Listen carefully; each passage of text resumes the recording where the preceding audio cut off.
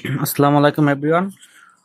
সবাইকে MCQ shortcut সিরিজে স্বাগতম। আজকের এই ভিডিওতে আমরা কাজ ক্ষমতা শক্তি চ্যাপ্টারের এমসিকিউ শর্টকাটগুলো দেখব।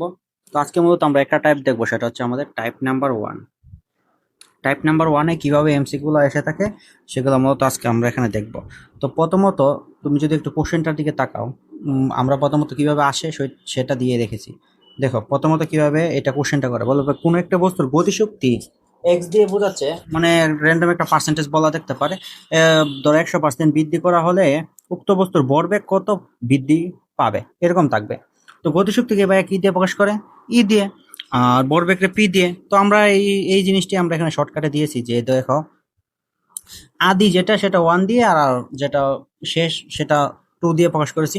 তো ই 1 মানে তোমাকে যেটা বলবে, ধরো তুমি কি করবা, তোমাকে তো ভরবেগ বের করতে বলবে, তোমার একটা ইনিশিয়াল ভরবেগ তুমি ধরে নিবা, কোশ্চেনে কিছু বলবে না। ধরো কোশ্চেন যদি, আচ্ছা এটা হচ্ছে শর্টকাটটা বোঝানো আগে, আচ্ছা আমরা ধরো কোশ্চেনটা দেখি, কোশ্চেন কি বলে একটা।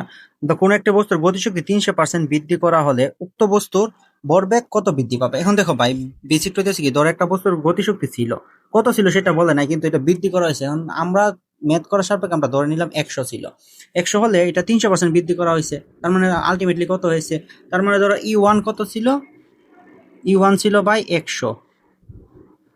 তাহলে ই 2 300% বৃদ্ধি করা হয়েছে, সরি ই টু 300% বৃদ্ধি করা হলে 100 প্লাস 300, তাহলে মানটা কত আসতেছে 400, তাই না? এখন আমার বলতেছে, আমরা যখন ই 1 যখন 100 ধরে নিয়েছি, তখন আমরা আমরা যে ভরবেগ, তখন সেটার ভরবেগ আমরা P1 ইকুয়ালস টু 100 ধরে নিব, ম্যাথ করার সাপেক্ষে ধরে নিলাম।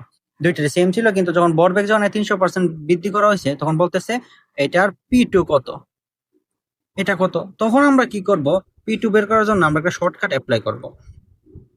শর্টকাটটা কি? শর্টকাট হইতেছে এইটা, যেটা এখানে লেখা আছে, যে P2 equals to root over E2 by E1 into P1। তো এটা কিভাবে, এই যে P2 equals to root over E2 by E1 into, এটার সাথে পুরোটার সাথে E1 ইন্টু করে দিব, করে দিলে আমার হয়ে যাবে। তাহলে এটা আমরা অ্যাপ্লাই করি।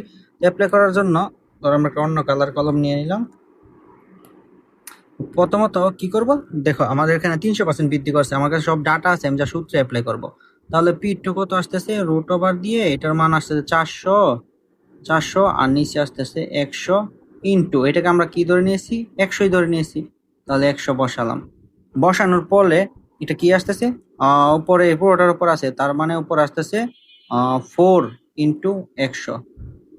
4 ইন্টু 100, এটার মান আসতেছে কত, 200, কারণ রুট 4 ইকুয়ালস টু 2, তাহলে 200 আসলো।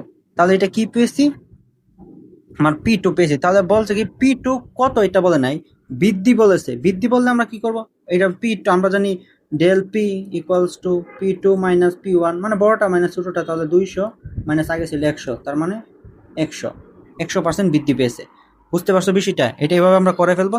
তাহলে দেখো, তারপরে আমরা আরেকটা এক্সাম্পল দেখি। রৈখিক ভরবেগ 60% বৃদ্ধি করা হলে গতিশক্তি কত বৃদ্ধি পাবে।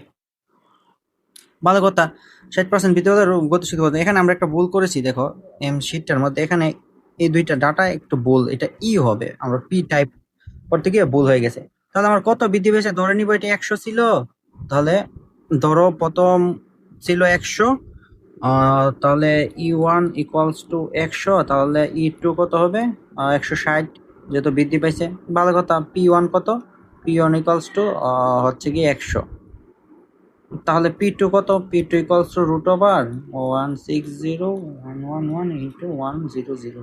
এখন এটাকে করলে আসতেছে কত, 1.6 ইন্টু 100। তাহলে এটার আমার মান আসতেছে গিয়ে তোমার